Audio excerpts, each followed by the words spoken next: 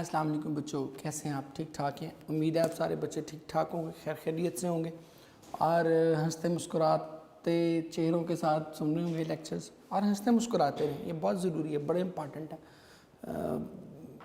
अब तो बाकायदा एक लाफ्टर थेरेपी आ गई हुई है, रिसर्च उस पर की जा चुकी है। और वो लाफ्टर थेरेपी क्या है कि आप किसी भी वजह से परेशान हैं, टेंस हैं, कोई मेंटली अच्छा फील नहीं कर रहे, तो सबसे पहला काम जो आपको करना है वो ये करना है कि हंसना शुरू कर दें। बिला वजह हंसना शुरू कर दें। यस, लोग आपको पागल समझेंगे, लोग कहेंगे खिसक गया ये बंदा, लेकिन in the ultimate analysis you will start feeling better, बेहतर फील करना शुरू कर देंगे। और ये बड़ा ज़रूरी है ज़िंदगी में। और जिस तरह से हम मतलब एक सोशल कट ऑफ के पीरियड में रह रहे हैं, तो बहुत ज़रूरी है कि आप अपने आप को खुश रखें। मैंने आप बच्चों से ये चीज़ सीखी है, बहुत सी चीज़ें सीखी बच्चों से मैंने अपनी ज़िंदगी में, but one of the core things I have learned वो यही है कि किस तरह से खुश रहा जाए ज़िंदगी में। आप लोगों का कल पेपर होता है, आज आप चिल कर रहे होते हैं, ठीक है, उस्ताद कह रहे होते हैं कि खुदा के लिए पुत्र पढ़ लो, लेकिन आप क्या कर रहे होते हैं? रिलैक्स कर रहे होते, चिल कर रहे होते। So this is a very positive thing. जो मुस्कुराने की ताकत है ना, ये बड़ी ज़बरदस्त है। मैं तो बड़े दिल से समझता हूँ ये बात कि जो बंदा ज़िंदगी में मुस्कुराना जानते हैं उसको कोई नहीं हरा सकता। He can never be defeated, क्योंकि जो मुश्किल आएगी, परेशानी आएगी, आप उसको मुस्कुरा के बर्दाश्त करेंगे, मुस्कुरा के उसका सामना करेंगे और सामना करने के बाद भी मुस्कुराते रहेंगे, तो इंशाअल्लाह ज़िंदगी में तमाम मसाइल ऑटोमेटिकली सॉल्व होते जाएंगे। सो एक आर्ट है, फ़न है। सो कोशिश करें कि इसको मुसलसल सीखते रहें। आज हमने अपना चैप्टर 12 शुरू करना है, मैंने लिख दिया हुआ ऑलरेडी आप बच्चों के लिए। शुरू करना कह रहा हूँ, कंटिन्यू करना है। हमने लास्ट यहाँ तक पढ़ लिया था कि हॉस्पिटल वार्ड बना दिया था बिग हॉल को जर्मन मिजल्स की वजह से। पेज नंबर 29 की सेकंड लास्ट लाइन थी, वहीं से आगे पिकअप करेंगे। I remember the great bonfire we had on Mafeking night. कहते कि मुझे वो बोन फायर भी याद है जो हमने मेफकिंग की रात किया था। अब ये मेफकिंग क्या है देख लें ज़रा।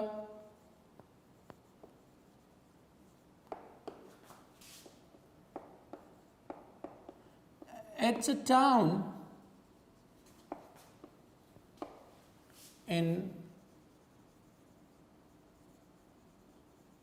South Africa. साउथ अफ्रीका में एक ये कस्बा है, और जिस तरह यहाँ कॉलोनाइज किया हुआ था, यहाँ आपको याद है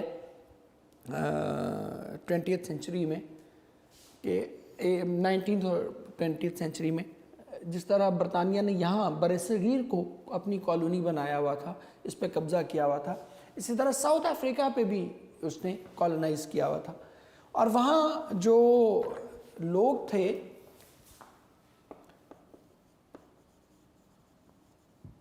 ब्रिटिश मिलिट्री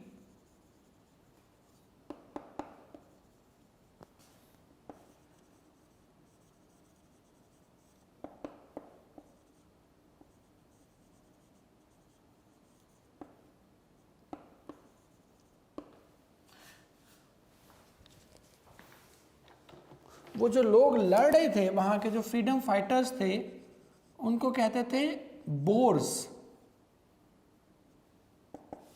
BOERS, बोर्स। इनके खिलाफ वो लड़े थे। और बोर्स ने क्या किया, एक दिन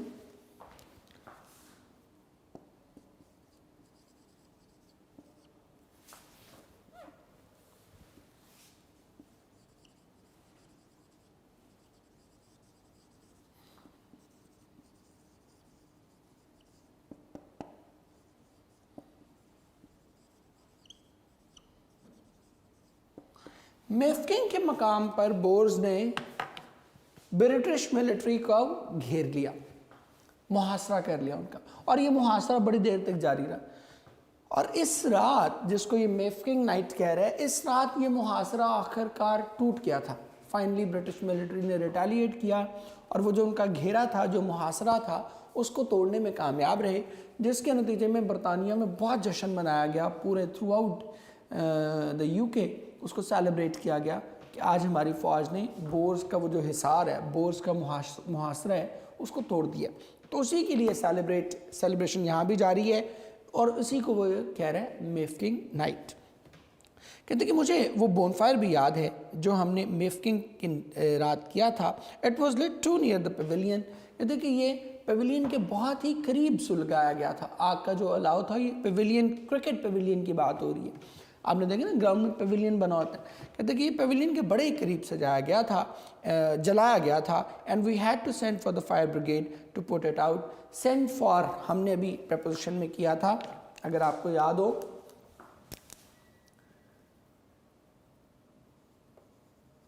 सेंड टू,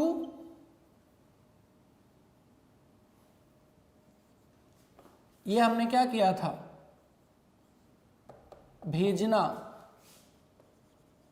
और सेंड फॉर बुलवाना, तलब करना। And we had to send for the fire brigade to put it out. और हमें इसको बुझाने के, पुट इट आउट कहते हैं बुझाना, और हमें इसे बुझाने के लिए फायर ब्रिगेड को तलब करना पड़ा था। And the fireman were having their own celebrations. और आग बुझाने वाले अपना ही जश्न मना रहे थे। And most of them were in a regrettable condition. Regrettable कहते हैं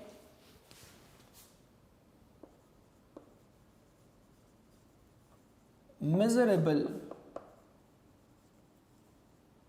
टेरेबल, बड़े बुरे हालात में। अब ये भी एक हंसी की बात है, शुगल की बात है कि उन्होंने क्या लगाया है कि यार फटाफट आओ, ये पेविलियन के बड़े करीब हमने आग जला दी है, तो ऐसा ना हो कि कहीं पेविलियन को आग लग जाए और ब्रुकफील्ड जो है वो जल उठे। उन्होंने इस पर्पज़ के लिए बुलाया। लेकिन वो जो फायरमैन है, उन्होंने क्या देखा कि यार हाँ ये सही है, हमें तो बोन फायर का मौका नहीं मिलना था अदरवाइज। तो they are using this opportunity to create their own bonfire. वो उसी आग को बजाय बुझाने के वो क्या कह रहे हैं, उल्टा उस पर शुगर लगा रहे हैं, उल्टा अपना बोन फायर उसको कह रहे हैं। आई रिमेंबर मिसेस ब्रूल, कहते हैं कि मुझे मिसेस ब्रूल भी याद है, उस photograph is still in the tuck shop, जिसकी फ़ोटोग्राफ आज भी कैंटीन में लगी हुई है। She serve there until an uncle in Australia left her a lot of money. कहते कि वो उस वक्त तक यहाँ काम करती रही जब तक ऑस्ट्रेलिया में मौजूद उसका एक चचा उसके लिए बहुत सारी रकम छोड़कर इंतकाल नहीं कर गया। अब यहाँ पर कुछ क्वेश्चंस आपके बनेंगे, जैसा कि मैंने लास्ट लेक्चर में आपको कहा था, वो लिखते जाएं।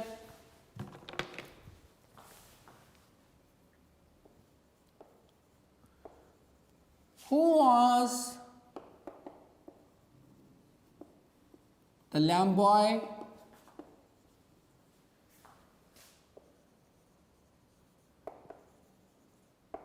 And what did he do? कि वो कौन था और क्या करता था?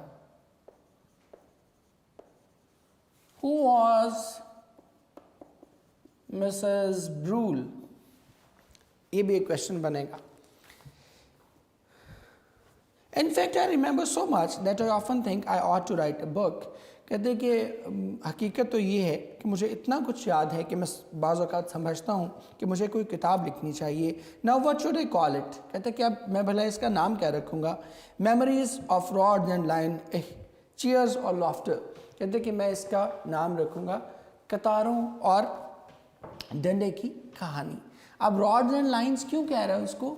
रॉड जो चूँकि डिसिप्लिन मास्टर है ना, हाउस मास्टर है वो, तो उसके हाथ में एक छड़ी है और वो लड़कों की क्या कर रहा है, कतारें बनवा रहा है, ठीक है, उसकी लाइंस सीधी करवाते रहता था। तो इसलिए वो उसका किताब का सारी ज़िंदगी कि मैंने यही किया कि छड़ी पकड़ के लाइनें सीधी करवाई हैं, तो इसलिए वो उसको कह रहा है memories of rod and lines.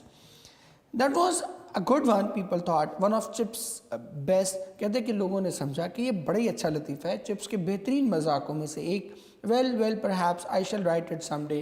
कहते कि हो सकता है कि मैं किसी दिन ये किताब लिखूं, but I would rather tell you about it really. कहते कि लेकिन मैं अभी तुम्हें इसके मुतालिक बताता चला जा रहा हूँ। क्या बता रहा हूँ कि मैं इसमें एक्चुअली क्या लिखूँगा। आई रिमेंबर कहते मुझे बहुत कुछ याद है, बहुत कुछ याद है, but chiefly I remember all your faces. अब यहाँ पर ना एक बड़े ये इमोशनल एक डायलॉग्स हैं उसके कुछ, और आप बच्चे अक्सर पूछते हैं ना कि चिप्स हमें क्यों पढ़ाया जाता है, तो मैं इसके बारे में हमेशा कहता हूँ, लिख भी देता हूँ इधर, इधर लिख देता हूँ, चलें ज़रा आर्ट कलर में।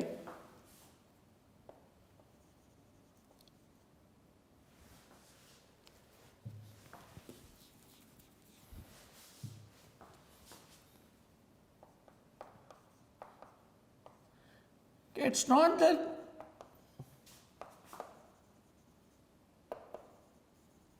love trail of Chips and Catherine. It is actually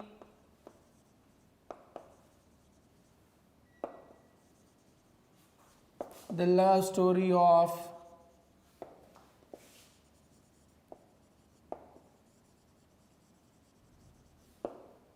and the students. ये चिप्स और उसके बच्चों की मोहब्बत की कहानी है, और वो ये मोहब्बत आपको यहाँ पर अपनी पूरी ग्रैंडर के साथ, पूरी शान शौकत के साथ नज़र आएगी। यहाँ से ऑनवर्ड हम जितना भी चलेंगे ना आगे, अब आप चिप्स हीरो उसने इस्टेब्लिश कर लिया अपने आप को। अब आप देखिएगा कि वो किस तरह से अपने बच्चों से अपनी मोहब्बत का इजहार करेगा, अपने स्टूडेंट से अपनी मोहब्बत का इजहार करेगा। और यही वो लेसन है जिसको सिखाने के लिए ये नावल आपके चैप्टर में, आपके सिलेबस में ऐड है कि एक उस्ताद को किस तरह से मोहब्बत करनी चाहिए अपने बच्चों से, और बच्चों को किस तरह से उस्ताद के साथ एक अटैचमेंट, एक एसोसिएशन किस तरह की शो करनी चाहिए। ये नावल है बेसिकली। और जब हम इस नावल का एंड करेंगे तो यू विल लव दैट। आखिरी चैप्टर तो बहुत ही, आखिरी 2 चैप्टर बहुत ही लाजवाब चैप्टर्स हैं। यहाँ भी अब उसकी मोहब्बत बड़ी आपको विजिबली नज़र आएगी। आई रिमेंबर कहते हैं कि मुझे याद है, but chiefly I remember all your faces, लेकिन सबसे बढ़कर मुझे तुम लोगों के चेहरे याद हैं। I will never forget them, मैं इन चेहरों को कभी नहीं भूलूंगा। I have thousands of faces in my mind, the faces of boys, कहते हैं कि मेरे जहन में हज़ारों चेहरे हैं और वो सब के सब लड़कों के चेहरे हैं। रीज़न क्या है? क्योंकि बॉयज़ स्कूल है तो उसके हमेशा स्टूडेंट बॉयज़ ही रहे हैं। If you come and see me again in years to come, कहते कि अगर तुम आइंदा चंद सालों में मुझे मिलने के लिए आओ, as I hope you all will, जैसे कि मुझे उम्मीद है कि तुम सब मिलने के लिए आओगे। I shall try to remember those older faces of yours, तो मैं तुम्हारे ये पुराने चेहरे याद करने की कोशिश करूँगा। But it is just possible that I shan't be able to, लेकिन ये भी मुमकिन है कि शायद मैं इन चेहरों को याद न कर सकूँ। And then some day you will see me somewhere, और बाज़ तुम मुझे कहीं देखोगे, and I shan't recognize you, और मैं तुम्हें पहचान नहीं पाऊंगा। And you will say to yourself, और तुम अपने आप से कहोगे, the old boy doesn't remember me laughter, कि ये बूढ़ा तो अब हमें याद ही नहीं करता, इस बूढ़े को तो हम याद ही नहीं हैं। But I do remember you, लेकिन तुम मुझे याद रहोगे। कितना एक पैशन है इन जुमलों में। तुम्हें शायद लगेगा कि अब हमारा उस्ताद हमें याद नहीं करता, but I will remember you, मैं हमेशा आप बच्चों को याद रखूँगा। और ये वो एक एसोसिएशन है, मैं समझता हूँ कि जो with the passage of time, शायद उस्ताद भी मटीरियलिस्टिक हो गया। मैं बड़े दुख के साथ और खुले दिल से इसको एडमिट करता हूँ कि शायद उस्ताद भी मटीरियलिस्टिक हो गया। वो भी सोचता है कि मैं सिर्फ 8 to 2 या 4 to 9 जॉब करूँ स्कूल में या एकेडमी में, और बस। और शायद बच्चा भी बहुत मटीरियलिस्टिक हो गया। बच्चा भी कहता है कि ये शख्स जो हमारे सामने खड़ा है, इसका काम महज इतना है कि ये हमें ये 100 सफ़े की किताब पढ़ाए और उसके बाद अल्लाह हाफ़िज़। ऐसा नहीं है। आप लोगों का हमारा ताल्लुक़, it is very bigger than that. बहुत अल्लाह ने एक यूनिक ताल्लुक़ बनाया है, और इसीलिए आप सल्लल्लाहु अलैहि वसल्लम ने फरमाया था कि मुझे मुअल्लिम बना के भेजा गया। फ़ख्रिया आपने इसको बयान फरमाया। अपने और किसी स्टेटस को आप सल्लल्लाहु अलैहि वसल्लम ने अपनी पहचान के तौर पर इस तरह से नहीं शायद बताया जितना कि इस हैसियत को बताया। या रूहानी वालिदैन आपने कहा, ठीक है, हम रूहानी भी खुद याद करते हैं, आप सल्लल्लाहु अलैहि वसल्लम के अल्फाज डायरेक्ट वालिदैन के ही हैं। तो वालिदैन अगर कहा तो बहुत बड़ी चीज़ होगी ना कोई। But I do remember you as you are now, कहते लेकिन तुम मुझे ऐसे ही याद रहोगे जैसे तुम अब हो। दैट्स द पॉइंट, और यही असल बात है। In my mind you never grow up at all, कहते कि मेरी सोच में, मेरी समझ के मुताबिक तुम कभी भी बड़े नहीं होगे। नेवर कभी भी नहीं। Sometimes for instance when people talk to me about our respected chairman of governors, कहते हैं कि मिसाल के तौर पर आज भी जब लोग हमारे मोहतरम चेयरमैन ऑफ गवर्नर्स के बारे में बात करते हैं, I think to myself, तो मैं अपने आप से कहता हूँ ये वही बोर्ड ऑफ गवर्नर्स है, जॉन रिवर्स जो उसका स्टूडेंट था, जो जब उसका रॉल्सन से झगड़ा हुआ था तो उससे मिलने के लिए आया था और कहा था कि तुम रॉल्सन को मैं देख लूँगा। कहते हैं कि when people talk to me about our respected chairman of governors, कि जब लोग मुझसे हमारे मोहतरम चेयरमैन ऑफ गवर्नर्स के बारे में बात करते हैं, I think to myself, तो मैं अपने आप से कहता हूँ, yes, a jolly little chap, fellow person.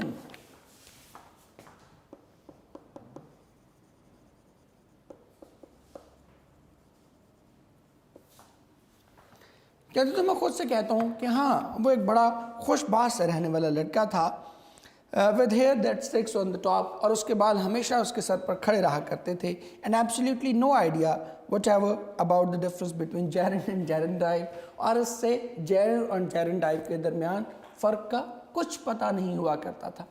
अब चेयरमैन ऑफ गवर्नर्स के बारे में बात कर रहे हैं, सो आप अंदाज़ा करें कि जो उस इदारे के एक तरह से कह लें कि ओवरऑल बॉस है, ओनर टाइप चीज़ है, उसका वो कह रहे हैं कि बंदा ठीक नहीं सुनता, चवल ही होंदा सी, ठीक है। लेकिन ये एक उस्ताद का स्टेचर है कि इसके बावजूद भी उसको कोई बंदा कुछ नहीं कह रहा।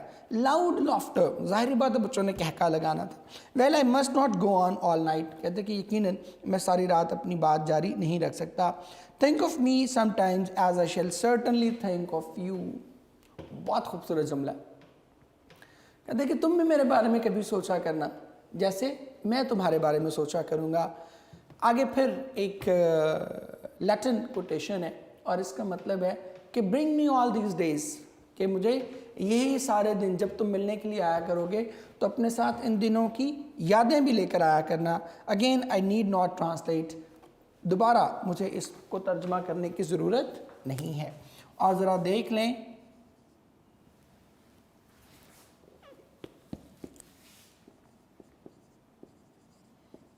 कि नीड नॉट के बाद उसने क्या यूज़ किया है, ट्रांसलेट। टू ट्रांसलेट उसने यूज़ नहीं किया, और यही हमने कहा था कि इसके बाद क्या आएगा, इसके बाद बेयर इन्फिनिटिव आएगा।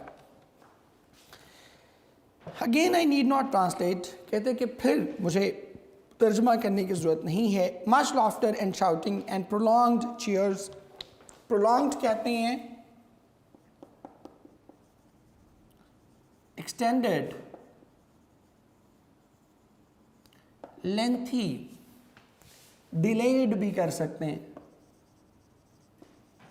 कहते हैं कि बहुत से कह के और ज़ोरदार तालियां।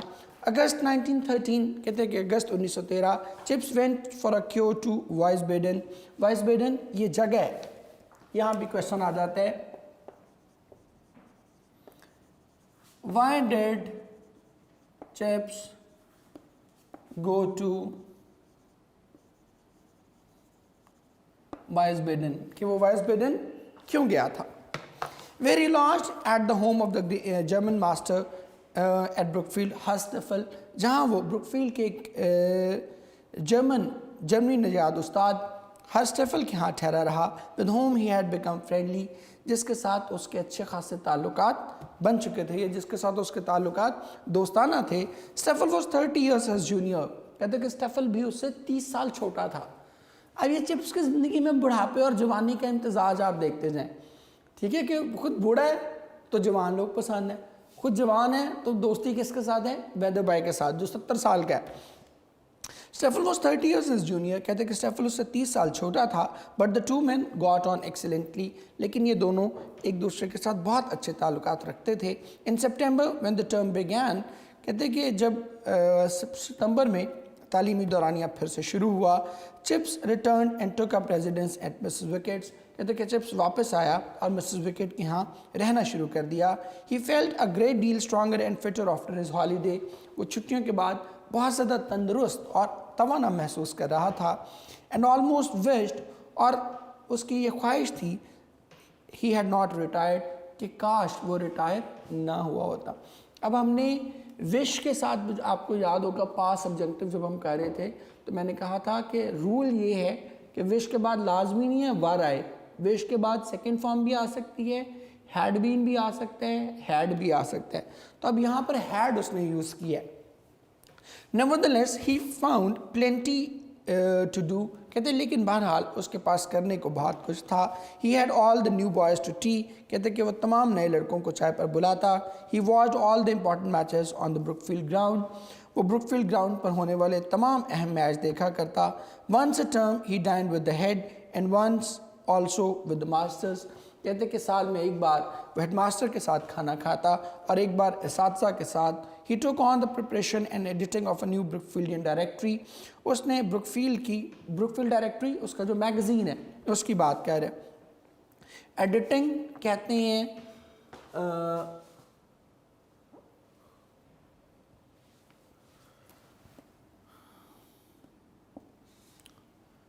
आप उसको कह सकते हैं प्रिपरेशन,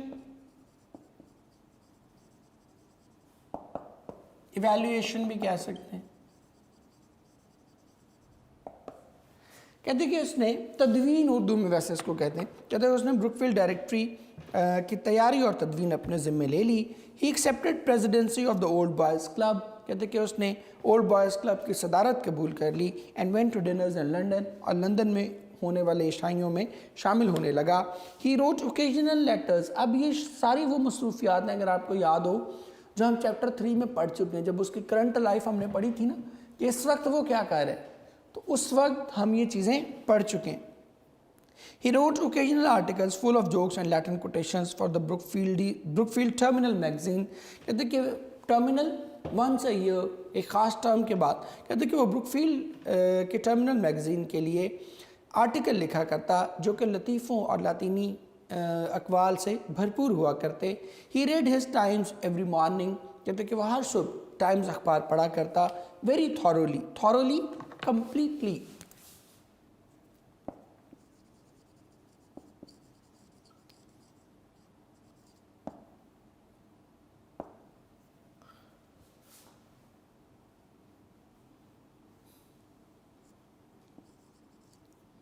कंप्लीटली, कहते कि वह इंतहाई तफसील के साथ अपना टाइम्स अखबार पढ़ा करता।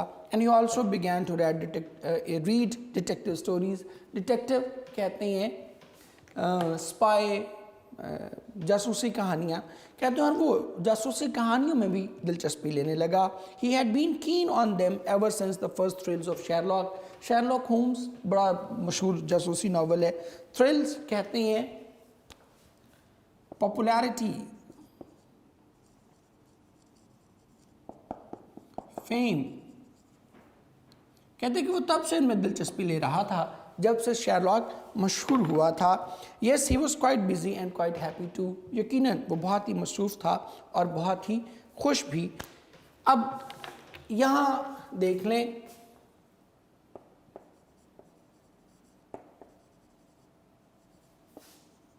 एक क्वेश्चन अक्सर आ जाता है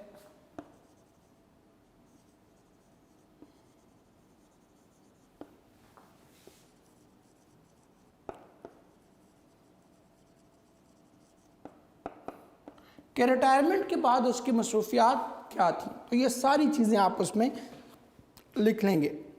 अ ईयर लेटर इन 1914, कहते हैं कि एक साल बाद 1914 में he again attended the end of the term dinner, उसने एक बार फिर साल के आखिरी खाने में शिरकत की। There was a lot of war talk, कहते कि जंग के मुतालिक बहुत सी बात हो रही थी। सिविल वॉर इन अल्सर में सिविल वॉर शुरू हो चुकी थी। And trouble between Austria and Serbia, और ऑस्ट्रिया और सर्बिया के बीच भी जंग शुरू हो चुकी थी।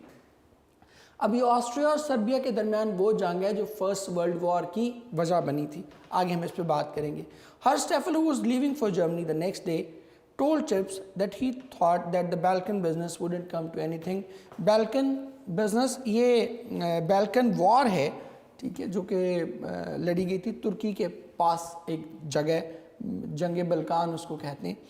तो वहाँ से basically it was the starting point of the world war 1, ठीक है। सो यहाँ से ऑनवर्ड फिर उसने शुरू किया था जर्मन वॉर, तो जर्मन वॉर कह रहा हूँ, वर्ल्ड वॉर 1।